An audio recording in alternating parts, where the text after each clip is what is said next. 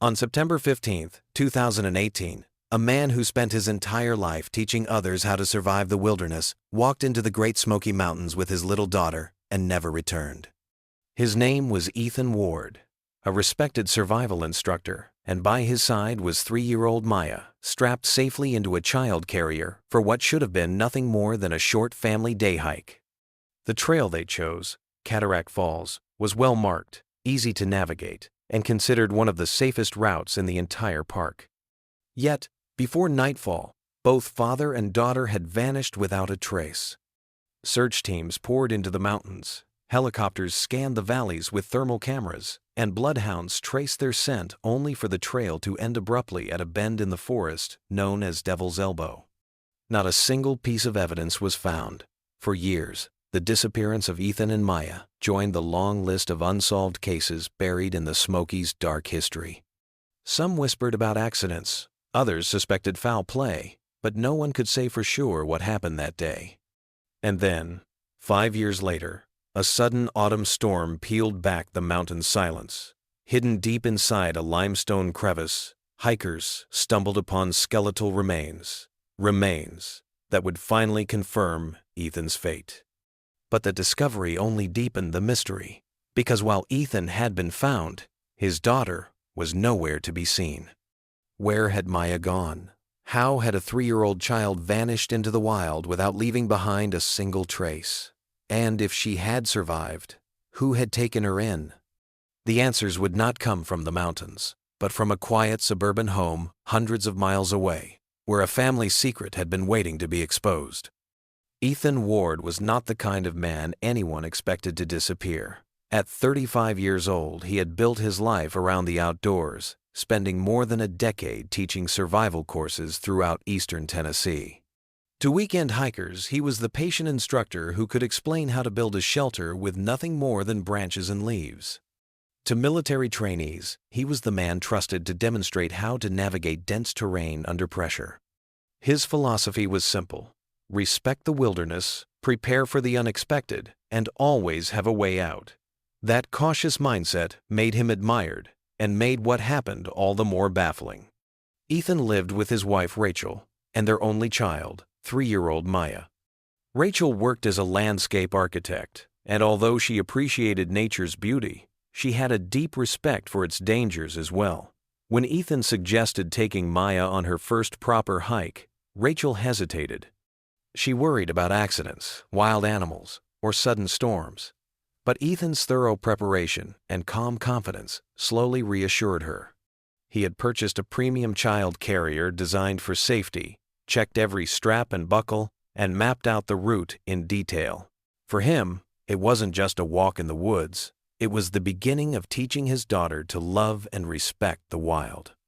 The choice of trail reflected that care. Cataract Falls was considered one of the park's most accessible routes. Well-marked, relatively flat, and less than 4 miles round trip. It was exactly the kind of hike where Ethan could introduce Maya to the forest without unnecessary risk. The night before, he and Rachel talked through the plan. He would leave early in the morning, carry enough food, water, and first aid to handle any contingency, and return home before dinner. At 8:47 a.m. on September 15th, security cameras at the parking lot captured Ethan's Subaru pulling in. He took his time adjusting Maya's carrier, double-checking every strap, as if rehearsing the same careful rituals he taught in his courses. A maintenance worker later recalled seeing the pair around 9:15, the little girl perched high on her father's back, excited and smiling. Throughout the day, Ethan and Maya followed the trail, stopping often so he could point out plants, animal tracks, and the tiny movements of the forest that most hikers would overlook. At 2:47 p.m., Rachel received what would become the last proof of their day together: a photograph of Ethan holding Maya on his shoulders, both grinning widely with the Smoky Mountains stretching behind them. The message read, "Nature lesson going great. Maya spotted her first wild turkey, home by 6. But evening came, and they never arrived. At 7:30, Ethan's Subaru was still the only vehicle in the lot. Rachel's calls went unanswered. She knew her husband. He carried multiple communication devices and never broke a promise. Something had gone terribly wrong. By nightfall, the mountains had swallowed them whole, beginning one of the most haunting mysteries in Smoky Mountain history. When Rachel Ward reported her husband and daughter missing on the evening of September 15, 2018, the call was met with the usual caution. Dispatchers in Gatlinburg reminded her that overdue hikers often reappeared by morning, delayed by wrong turns or an unplanned overnight stay. But Rachel pushed back. Ethan wasn't just another hiker. He was a survival instructor who carried multiple communication devices. He had never once failed to check in. By 9 p.m., her insistence persuaded park officials to begin a preliminary search.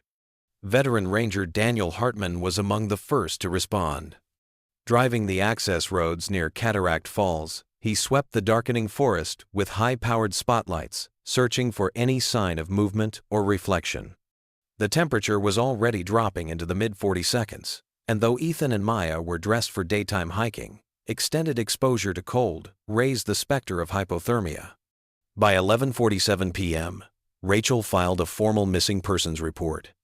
The classification suspicious circumstances triggered a wider response. At dawn on September 16th, one of the largest search and rescue operations in Smoky Mountain history was launched. Incident Commander Sarah Morrison set up a command post in the parking lot where Ethan's Subaru still sat, doors unlocked, keys in the ignition. From this base, 6 teams of rangers, volunteers, and canine units fanned out across an 1/8 square mile grid. The weather was ideal: clear skies, mild temperatures, little wind conditions searchers rarely enjoyed. The first teams worked the main Cataract Falls Trail. Every bridge, switchback, and reflective trail marker was checked. They found no broken branches, no footprints off trail, no discarded equipment. Search Team Bravo pushed deeper into secondary trails and common camping areas. They discovered remnants of other visitors, fire rings, food wrappers, old tent sites, but none that matched Ethan's timeline. The dogs offered the first glimmer of hope. Bloodhounds tracked Ethan's scent from the parking lot nearly 2 miles into the trail, stopping at a jagged bend in the path known locally as Devil's Elbow. There, both animals circled frantically before sitting down the universal signal that the scent had ended. For handlers, it was baffling. In the humid mountain air, a human scent trail should linger for days. The abrupt cutoff suggested only 2 possibilities. Ethan and Maya had entered water, or they had been removed from the area by vehicle.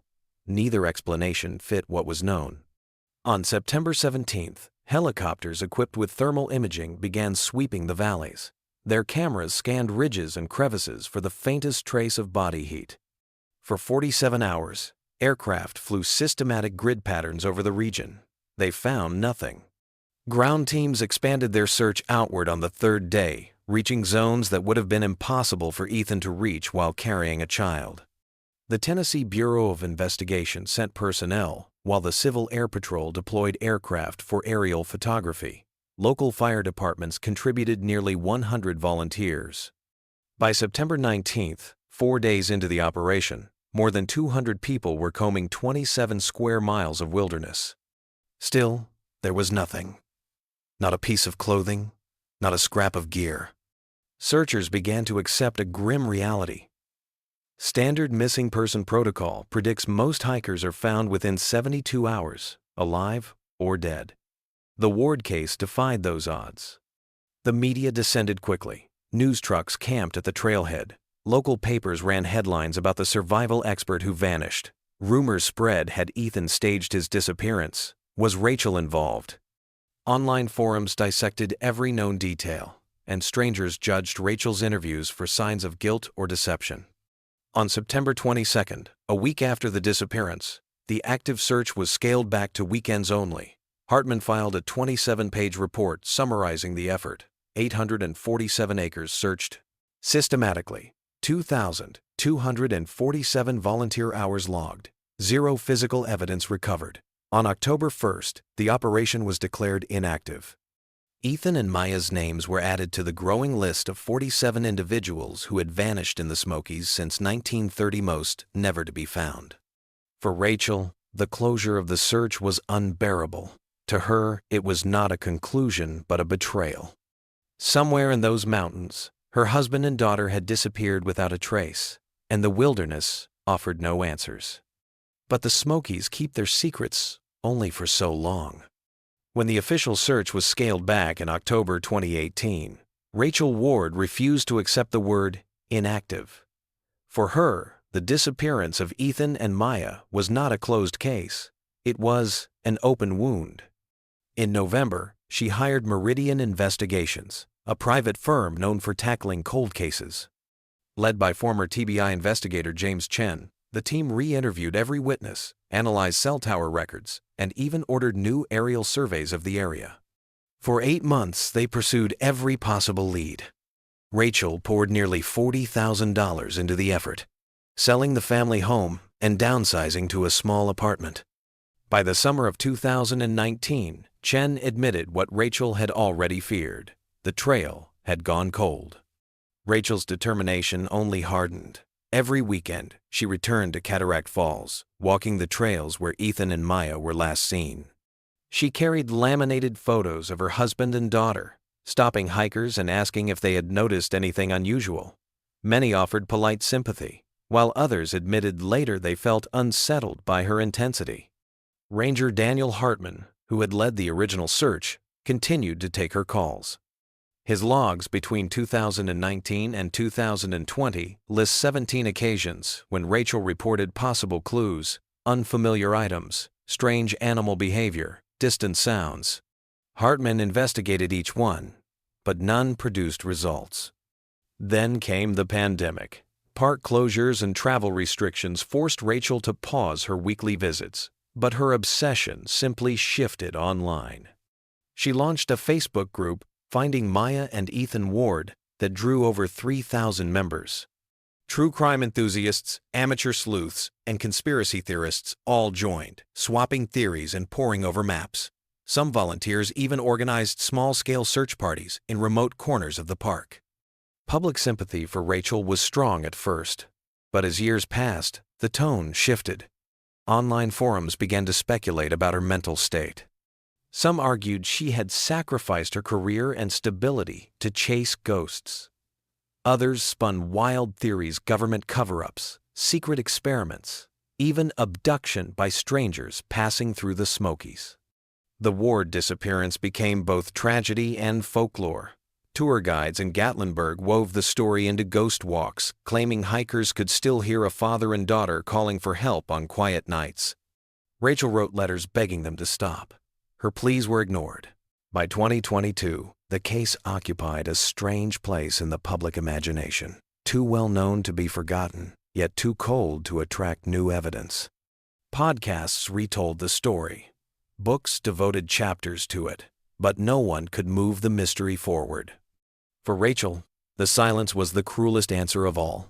She was left to wonder, was her daughter lost forever to the mountains? Or had the wilderness hidden her in ways no one could yet imagine? For 5 long years, the Great Smoky Mountains offered no answers. The disappearance of Ethan and Maya Ward faded into folklore, retold in whispers and embellished in ghost tours. Rachel kept searching, even as the world seemed to move on. And then, in October 2023, the mountains finally shifted. It began with an autumn storm. On October 14th, 4 University of Tennessee students, Jessica Chen, Marcus Williams, Devin Parks, and Sarah Mitchell, set out to photograph fall foliage along the Cataract Falls Trail. The sky was clear when they started, but by mid-afternoon, the weather turned violently.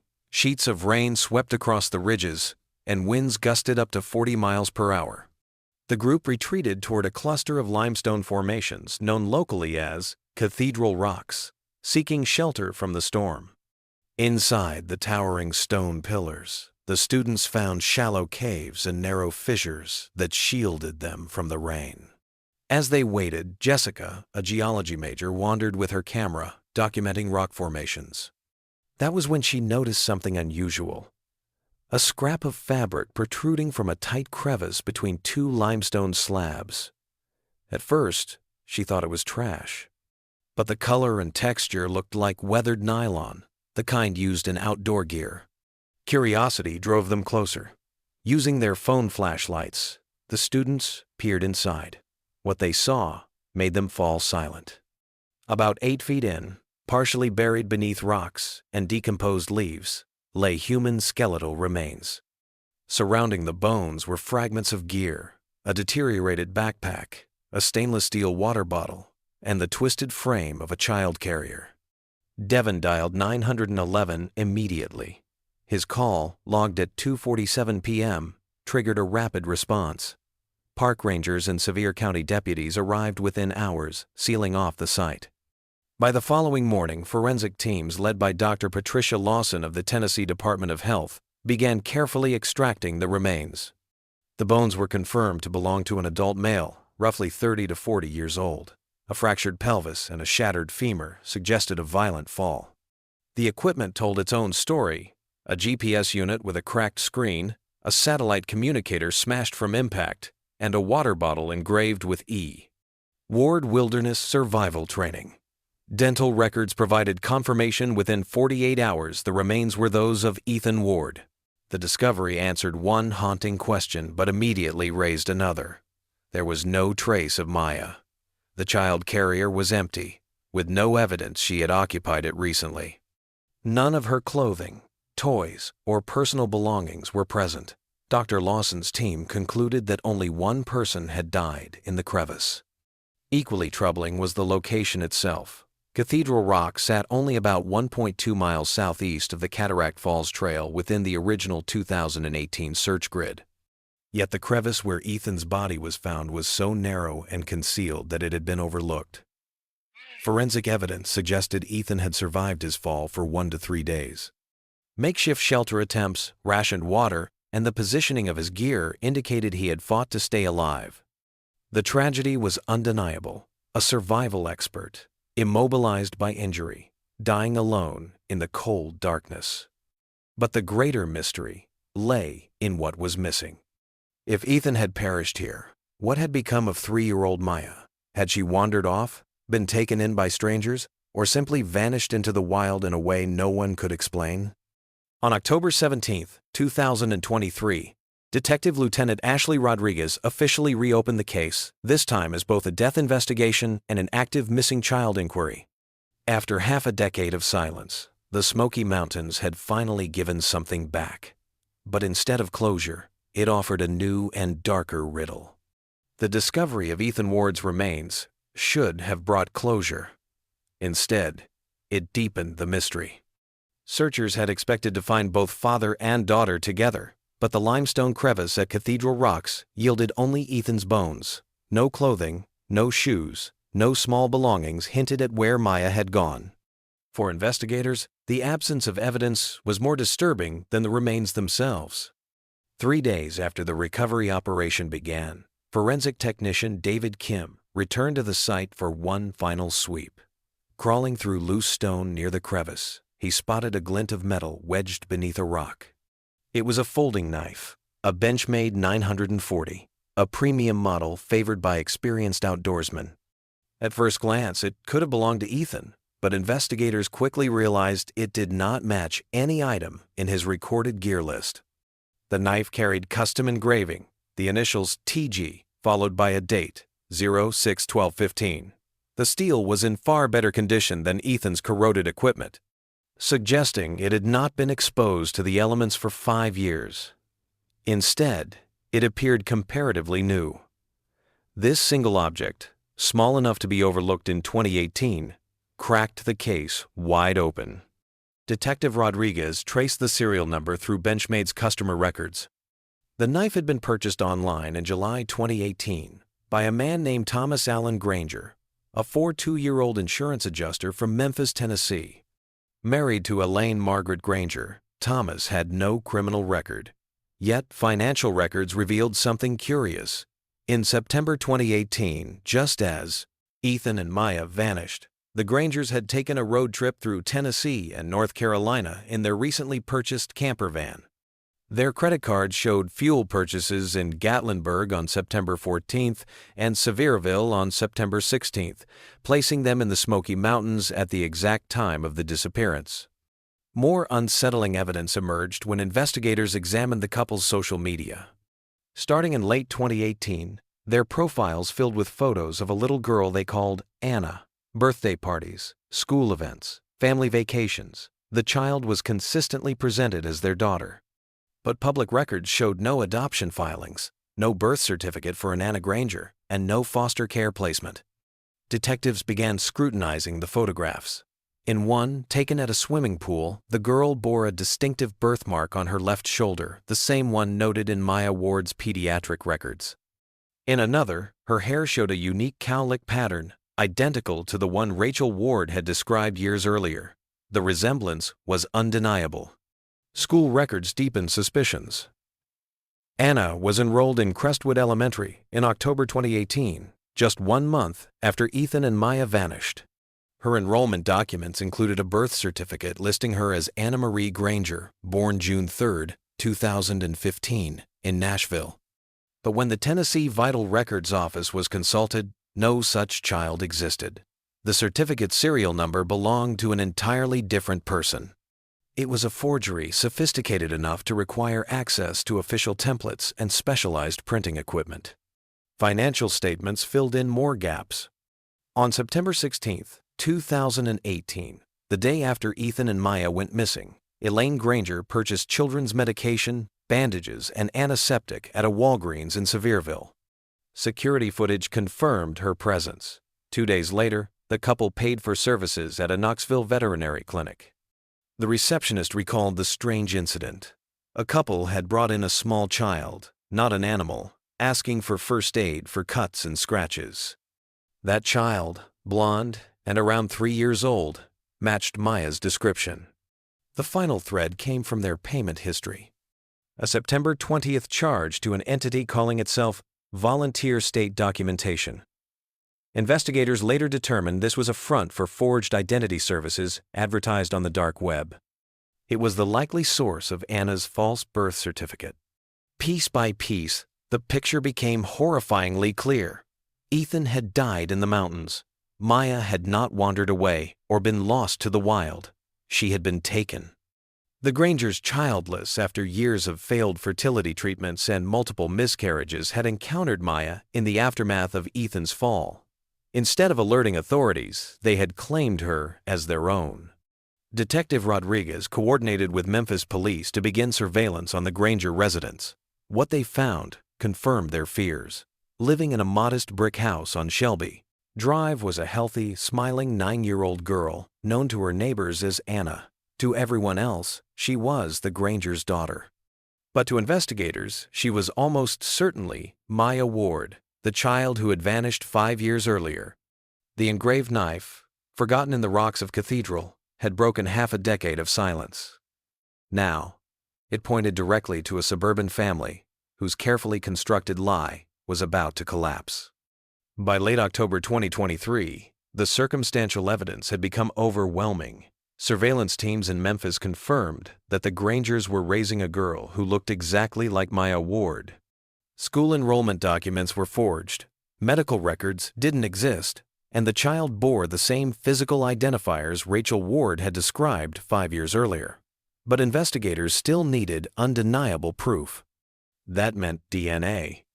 On November 8, 2023, a joint task force assembled at Memphis Police Department's East Precinct. 8 personnel were assigned to the operation. 4 from Memphis PD, 2 agents from the Tennessee Bureau of Investigation, 1 Child Protective Services specialist, and 1 forensic technician trained in DNA collection. The plan was simple but delicate: execute warrants to search the Granger home and collect a cheek swab from the girl. But the psychological risks were enormous. If the child truly was Maya, she had spent most of her conscious life believing she was Anna Granger. A sudden revelation could cause deep trauma. At 9:15 a.m., a convoy of unmarked vehicles rolled quietly down Shelby Drive and stopped in front of the modest brick house. Surveillance confirmed both Thomas and Elaine Granger were inside with the child. Detective Laura Hayes approached the door and knocked firmly 3 times. Body camera footage later captured the moment. After 30 seconds, the door creaked open. Elaine stood in a pink bathrobe, pale, trembling, her hair disheveled. When Hayes identified herself and presented the warrant, Elaine nearly collapsed, clutching the frame for support. "Thomas," she whispered hoarsely, "they're here." Within seconds, Thomas appeared in the hallway, dressed in jeans and a button-down shirt. Unlike his wife, he looked composed, almost resigned. "We've been expecting you," he said quietly. "Anna is in the living room watching cartoons." His statement chilled the officers. No one had yet mentioned the child by name. Inside, the house looked like any ordinary family home. Toys were scattered across the carpet. School artwork covered the refrigerator. Photographs lined the walls. Birthday cakes, holiday mornings, summer vacations. In the living room, a girl sat cross-legged 10 feet from the television, absorbed in an animated show. She wore purple leggings and a unicorn sweater, her blonde hair falling in loose curls over her shoulders. And there it was, the distinctive cowlick pattern noted in Maya's pediatric file. Detective Rodriguez knelt beside her. "Hi there. What's your name?" he asked gently. She looked up with bright blue eyes, the same shade documented in the missing persons report. "I'm Anna," she replied without hesitation. "Are you police officers?" The forensic technician explained the cheek swab as a simple game. The girl cooperated easily, smiling as the cotton swab brushed her mouth. For investigators, the sample was the critical link that would finally confirm her identity. But even before the lab results, the truth felt undeniable. While the swab was collected, Rodriguez confronted Thomas directly. "We need to understand how this child came to be in your custody," he said. Thomas lowered his eyes. His voice was barely audible. "I want to tell you everything. But first, you need to know, we love her. Whatever else happened, we love Maya." The use of her real name in front of the child stunned the room. The girl looked confused, but not distressed, as if the word meant nothing to her. For the first time in 5 years, someone had spoken the name Maya Ward in her presence, but she didn't recognize it as her own. At 11:47 a.m., Detective Hayes placed a call to Rachel Ward in Knoxville. The news was delivered in 3 minutes of silence, broken only by sobbing on the other end. After half a decade of searching, Rachel had an answer. Her daughter was alive. As Thomas and Elaine Granger were led into custody for formal interrogation, the girl who had lived as Anna kept watching cartoons, unaware that her entire world was about to be rewritten. The DNA test would provide scientific confirmation. But in the hearts of the investigators, there was no longer any doubt. At 2:30 p.m. on November 8, 2023, Thomas and Elaine Granger sat in separate interview rooms inside Memphis Police Headquarters. Both had waived their right to counsel. Investigators chose to question them apart, hoping their stories might fracture under pressure. Instead, what emerged was a chillingly consistent account of how a tragic accident had spiraled into 5 years of deception. Thomas spoke first. His voice was steady but burdened. He explained how, in September 2018, he and Elaine had been camping in the Smoky Mountains, desperate for relief from the grief of yet another failed pregnancy. As they hiked, they heard the sound of a child crying. Following the noise, they stumbled upon a scene burned forever into Thomas's memory, a badly injured man wedged between rocks and a little girl clinging to him, sobbing. The man introduced himself as Ethan. He explained that he had fallen, that his pelvis was broken, and that he couldn't feel his legs. Over and over, Ethan begged them to take Maya to safety. Thomas admitted he tried to hike back toward the trailhead to get cell service, but it took hours. By the time he returned, Ethan had died. Elaine was cradling Maya in her arms, soothing her with crackers and water. It was then, Thomas said, that the unthinkable began. Elaine, consumed by grief and longing for motherhood, insisted they take Maya with them. "She's an orphan now," she argued. "The foster system will destroy her. We can give her a life." According to Thomas, he resisted, but Elaine's conviction grew stronger with every passing hour. Exhausted and grieving themselves, the couple convinced each other they were rescuing Maya rather than stealing her. They covered Ethan's body with rocks, wrapped Maya in an emergency blanket, and carried her back to their RV. Elaine's separate testimony echoed the same story. but revealed the depth of her mental state. She spoke through tears of multiple miscarriages, the failed in vitro procedure, and the hopelessness she had felt in 2018. Finding Maya, she claimed, had seemed like a divine sign. "It felt like God had given us a child," she whispered. Her psychiatrist would later testify that Elaine was suffering from complicated grief, a condition that clouded her judgment and left her vulnerable to irrational decisions. The Grangers admitted paying nearly $15,000 for forged documents, a false birth certificate, school enrollment records, and medical paperwork. They even changed Maya's name to Anna, believing a familiar sound would ease her transition. Over the years, they built a convincing facade of a happy family, even as Thomas carried the weight of guilt.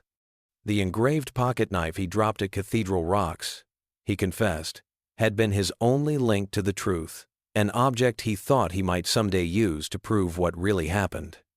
DNA results arrived 2 days later. The match probability exceeded 99.99%. The girl living as Anna was undeniably Maya Elizabeth Ward.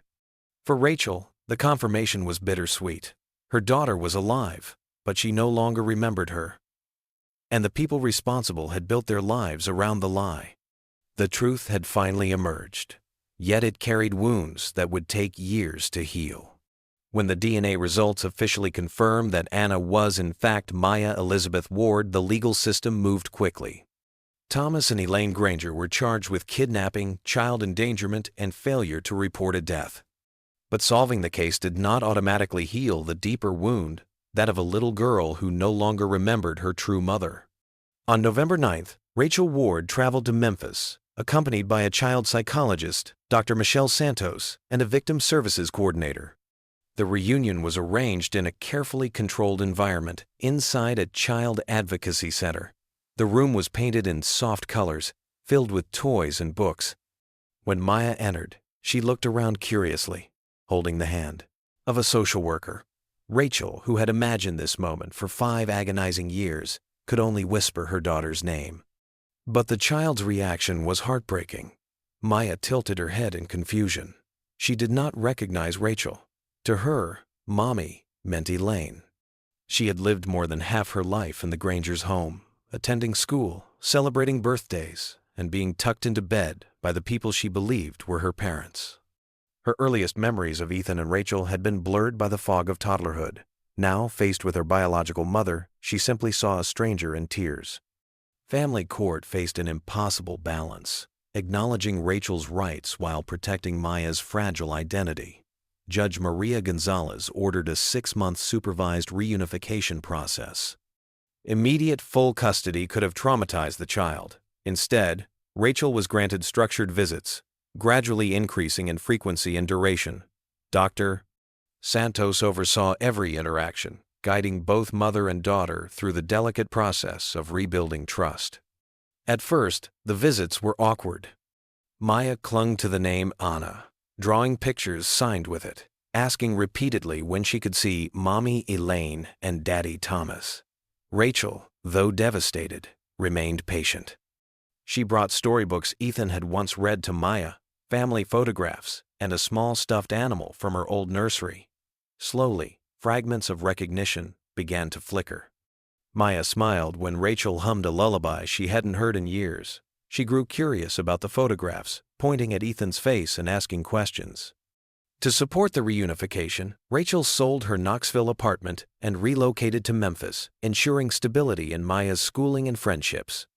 Week by week, mother and daughter spent more time together walking in parks, cooking simple meals, visiting libraries.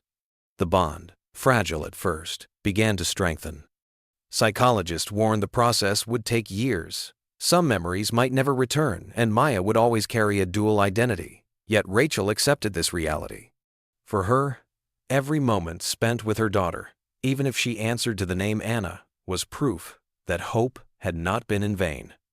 On February 14, 2024, the Grangers stood before a federal judge. Thomas received an 8-year prison sentence. Elaine, whose mental health struggles had shaped their fateful decision, was given 6 years with the possibility of parole after 4. Both expressed remorse in court, tearfully apologizing to Rachel and acknowledging that Maya had never truly belonged to them.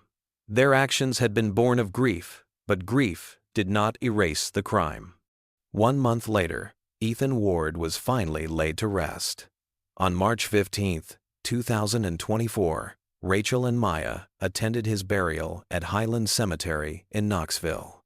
The headstone read, "Beloved father and husband, lost in the mountains, found in memory." Maya, still adjusting to her restored identity, held Rachel's hand, but seemed uncertain of the ceremony's meaning. For Rachel, the moment was both closure and another reminder of all that had been stolen. By late 2024, Rachel and Maya were living together in Memphis. Maya continued to attend the same elementary school where she had been enrolled as Anna, maintaining continuity in her friendships while receiving ongoing counseling with Dr. Santos. Progress was slow, but steady. She still preferred the name Anna in daily life, yet she had begun to accept that she was also Maya Ward, the daughter of a father who had died protecting her, and a mother who had never stopped searching. The Smoky Mountains had yielded their secret at last, but the story was not simply about loss. It was also about endurance, a father's final sacrifice, a mother's relentless hope, and a child's resilience in the face of tragedy. As Ranger Hartman later wrote in his final report, "Sometimes the mountains keep their mysteries, and sometimes, when the time is right, they give them back." If this story of loss, survival, and hidden truth moved you, don't let it be forgotten. Subscribe to Last Seen and turn on the notification bell so you never miss the mysteries. We uncover stories of disappearances, chilling discoveries, and the resilience of those left behind. Where do you think Maya's journey will lead from here? Share your thoughts in the comments. We read every single one.